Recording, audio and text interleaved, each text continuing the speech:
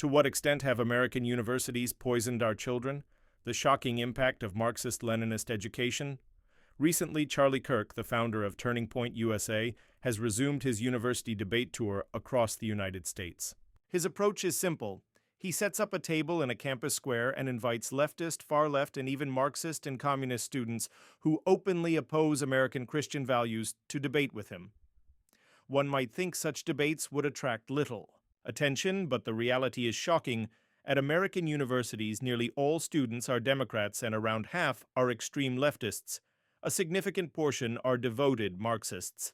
They flock to the debates full of hatred, eager to confront Kirk. Their language is vulgar, their behavior unruly and aggressive. Some students distort facts, hurl insults, and some women deliberately flaunt themselves. A few even come close to physically attacking Kirk. In their eyes, Kirk represents reactionary forces while they believe they stand for justice, for Marxism, and for the ideals of communism. In other words, their belief system is not rooted in American Christian values, nor in traditional American ideals, and certainly not in the gentlemanly heritage of Western civilization.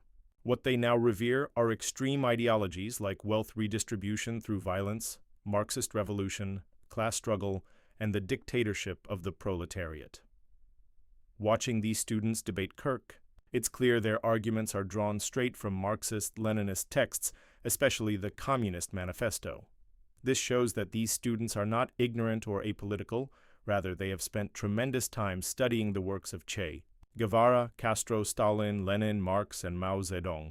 They idolize class struggle, wealth confiscation, and the destruction of capitalism and landowning classes.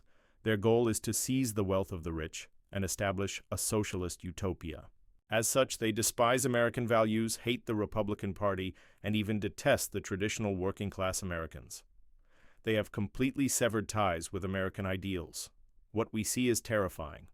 Over the past 100 years, American universities have undertaken a horrifying mission.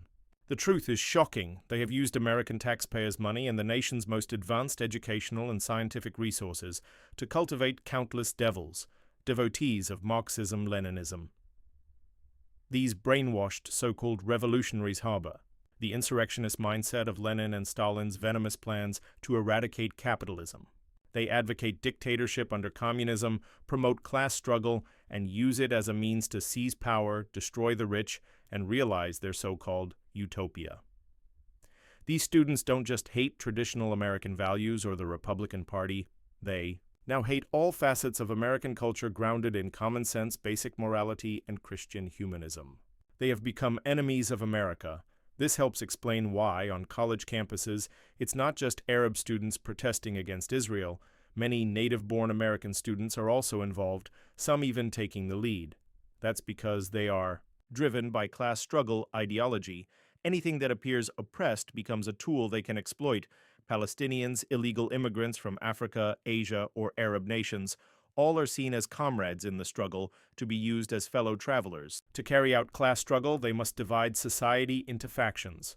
Americans versus foreigners, white versus black, men versus women, homosexual versus heterosexual, transgender versus cisgender, an endless array of classifications. With these divisions, they can continuously stoke class conflict and antagonism. This is exactly the central thesis of Marx's Communist Manifesto. Meanwhile, the intellectual property of American universities is being stolen by communist countries. Students from these nations come to U.S. universities specifically to steal high technology, while many American-born students, having been brainwashed, unwittingly aid them. They have picked up the already proven destructive ideologies of communism and Marxism, ideas tested in Europe, Eastern Europe, Asia, North Korea, and Vietnam, and embrace them as their own mission. While students from communist countries steal technology, American students become, in a sense, their accomplices. This is the poisonous result of nearly 100 years of ideological indoctrination in American universities. Due to the Marxist and extremist education they received, students have been thoroughly brainwashed into becoming far-left radicals who see opposing traditional American values as their calling. When they graduate and become lawyers, judges, prosecutors, journalists, or TV hosts, they no longer report or investigate. They become propagandists for communism. They are not neutral professionals, they are Marxist believers. That's why they harbor such deep hatred for Donald Trump and for the MAGA movement. That's why they resort to protests, riots, vandalism, arson, government subversion, and even threats of presidential assassination. Trump's battle with Harvard and other universities and his administration's effort to reclaim American higher education has a profound significance. This may be our last chance. If we don't reclaim America's traditional universities now, we may lose them forever. Our children may lose America forever.